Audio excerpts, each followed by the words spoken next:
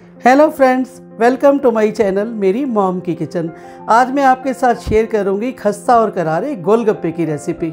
और इसी के साथ आज मैं आपको एक खास ट्रिक भी बताऊंगी जिससे आपके भी गोलगप्पे बिल्कुल इसी तरह क्रिस्पी और करारे बनेंगे। वैसे आपको मैं एक बात बताऊं, मैंने भी 5-6 बार गोलगप्पे बनाने के लिए ट्राई किया, पर हर बार कुछ ना कुछ गड़बड़ हो ही जाता था। कभी तो ये गोलगप्पे फूलते नहीं थे और कभी पूरी की तरह सॉफ्ट हो जाते थे और कभी कभी बिल्कुल पापड़ी की तरह बन जाते थे। कुल मिला के बाज़ार जैसे गोलगप्पे बन ही नहीं पा रहे थे। लेकिन आज जो ट्रिक मैं आपको बताने जा रही हूँ, ये मुझे एक प्रोफेशनल गोलगप्पे वाले ने सिखाई है। यानी कि अब बिना किसी भी गलती के एकदम परफेक्ट क्रिस्पी और करारे गोलगप्पे बनेंगे। तो चलिए फिर बिना देरी किए हुए रेसिपी शुरू करते हैं।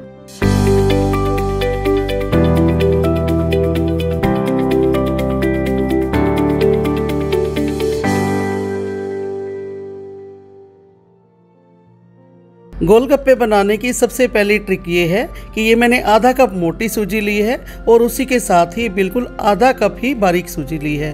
अगर आपके पास बारीक सूजी ना हो तो एक बार इसी मोटी सूजी को ही मिक्सर में चला लें। ऐसा करने से इसकी बाइंडिंग बहुत अच्छी होगी। अब हम इसके अंदर डालेंगे आधा छोटा चम्मच नमक और इसी के साथ हम डालेंगे इसमें 2 पिंच बेकिंग सोडा।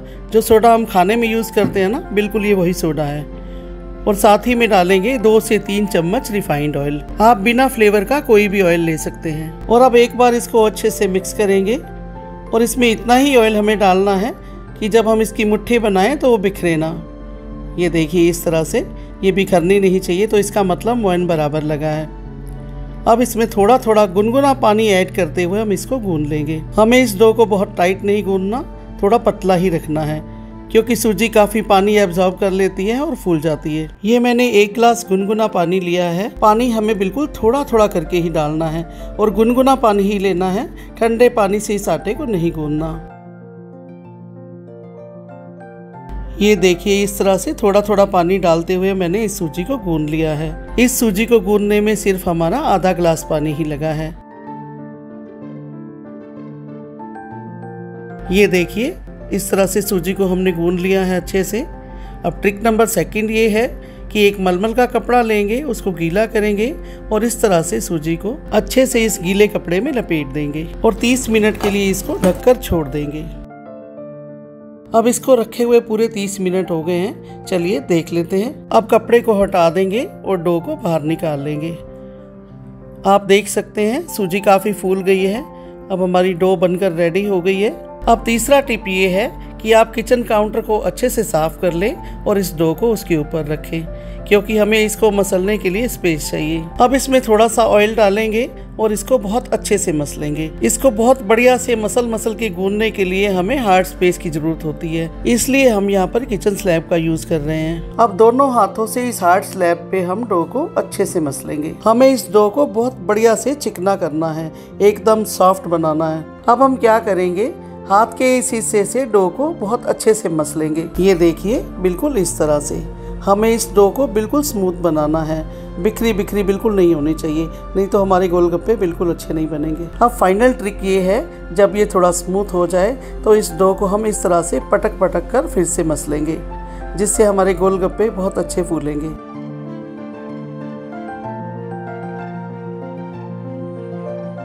इस डो को अच्छे से चिकना और स्मूथ करने के लिए आपको कम से कम 7 से 8 मिनट लग जाएंगे।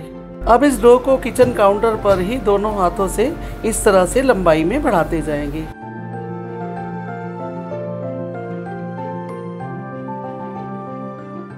अब इसमें से हम छोटी छोटी लोइयां तोड़ लेंगे। लोई का साइज आप ना ज़्यादा छोटा रखें ना ज़्यादा बड़ा, बस इस तरह से आपको ये साइज की लोइयां तोड़नी है। अब इसमें से एक लोई उठाएंगे और उसका एकदम स्मूथ पेड़ा बनाएंगे। इसमें बिल्कुल भी क्रैक नहीं होना चाहिए। ये देखिए इस तरह से हम सारे पेड़े बना लेंगे एकदम स्मूथ। अब चकले पर थोड़ा सा ऑयल लगाएंगे और थोड़ा सा ऑयल बेलन पर भी लगाएंगे। इसको भी चिकना कर लेंगे। अब एक पेड़ा लेंगे और इस तरह से थोड़ा सा उंगली से दबाएंगे, चपटा कर लेंगे इसको एकदम, और इस तरह से बेलन से एकदम लंबा बेलेंगे।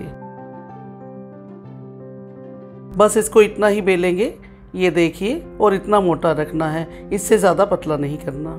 ये गोलगप्पे मैं ओवल शेप में बना रही हूँ और एकदम सेम साइज के गोल शेप के गोलगप्पे कैसे बनाने हैं उसकी ट्रिक भी मैं आपको आगे बताती हूँ। अब बिल्कुल सेम साइज के गोल शेप के गोलगप्पे कैसे बनाने हैं उसके लिए एक बड़ा पेड़ा लेंगे और चकले पे थोड़ा सा ऑयल लगा के इसको रोटी की साइज का बेल लेंगे।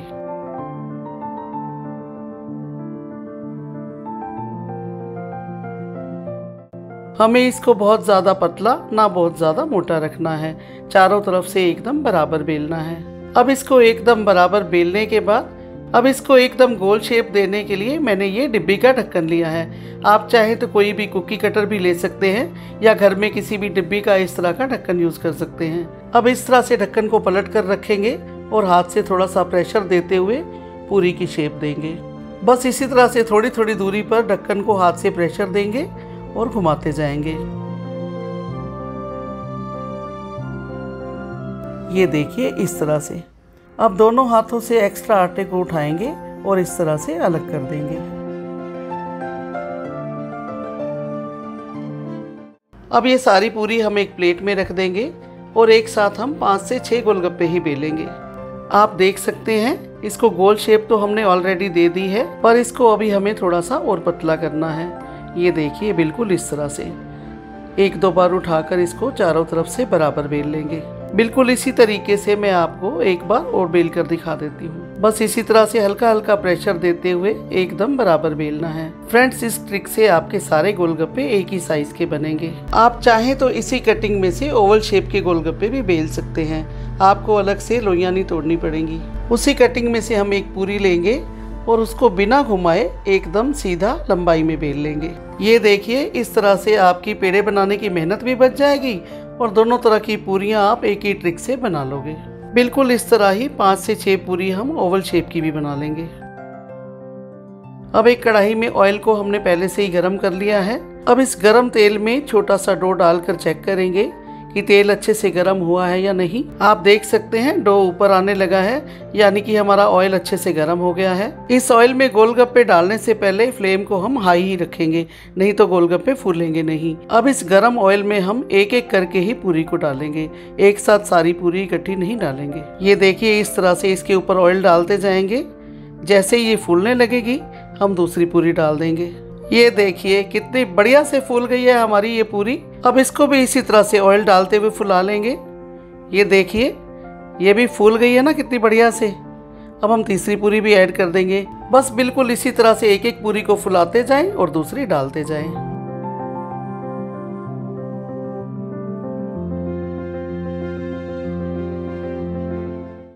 जैसे ही सारी पूरियों को फुला लें तो फ्लेम को एकदम लो कर दें और इनको पलटकर एक बार दूसरी साइड से भी थोड़ा सा सिकने दें। दूसरी साइड से हम इसको ज़्यादा नहीं पकाएंगे, एक साइड से बहुत ज़्यादा ब्राउन कलर आना चाहिए और दूसरी साइड से थोड़ा सा वाइट, जैसे बिल्कुल बाज़ार में मिलती है ना, बिल्कुल वैसे ही। यहाँ आप देख सकते हैं ये गोलगप्पे अब अच्छे से फ्राई हो गए हैं। अब हम इनको एक प्लेट में निकाल लेंगे। ये देखिए लग रहे हैं ना एकदम बाज़ार जैसे, जैसे बिल्कुल ठेले वाले बनाते हैं। इनको कढ़ाई से निकालने के बाद हम फ्लेम को फिर से हाई कर देंगे और अब जो गोल शेप की पूरी हमने बेल कर रखी हैं उनको भी सेम इसी तरह से फ्राई कर लेंगे। आपको इस बात का खास ध्यान देना है, जब तक सारी पूरी फुला ना लो तब तक फ्लेम को हाई रखना है। जैसे ही सारी पूरी फूल जाए फ्लेम को एकदम लो कर दें। आप देख सकते हैं हमारे ये गोलगप्पे कितने फटाफट से फूलते जा रहे हैं। फूले फूले हुए गोलगप्पे देखकर मज़ा आ रहा है ना। बस इसी तरह एक एक गोलगप्पे को डालते जाएं और फुलाते जाएं। अगर आप भी इस मेथड को फॉलो करेंगे तो आप भी जब गोलगप्पे बनाएंगे तो बिल्कुल इसी तरह से फूले फूले बनेंगे। आप देख सकते हैं सारे गोलगप्पों का साइज एकदम सेम है। ये गोलगप्पे फूलने के साथ साथ क्रिस्पी और करारे भी बनेंगे, क्योंकि मैंने पहले इनको 2 बार बनाकर देखा है। उसके बाद ही ये रेसिपी मैं आपके साथ शेयर कर रही हूँ।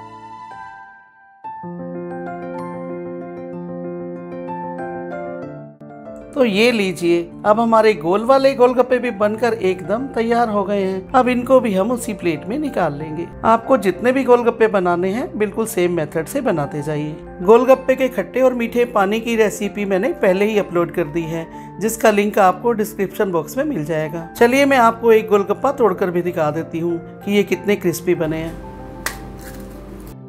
वाह जी वाह, आपको इसकी आवाज़ सुनकर अंदाज़ा हो ही गया होगा कि ये कितने क्रिस्पी बने हैं। तो फ्रेंड्स, आप भी ये गोलगप्पे घर पर ज़रूर ट्राई करें। यकीन मानिए, आप बाहर के गोलगप्पे खाना बिल्कुल भूल जाएंगे। और अगर आपको भी मेरी ये रेसिपी अच्छी लगी हो और मेरे बताए हुए टिप्स काम के लगे हों तो इस वीडियो को ज़्यादा से ज़्यादा शेयर करें। फ्रेंड्स, अगर आप हमारे चैनल पर पहली बार आए हैं तो चैनल को सब्सक्राइब करना बिल्कुल ना भूलें और बेल आइकन का बटन ज़रूर दबाएं ताकि हमारी आने वाली सारी वीडियोज़ आप तक सबसे पहले पहुँच सकें। तो चलिए फिर से लेकर आऊँगी ऐसी ही एक और इंटरेस्टिंग रेसिपी यहीं पर हमारे चैनल मेरी मॉम की किचन में।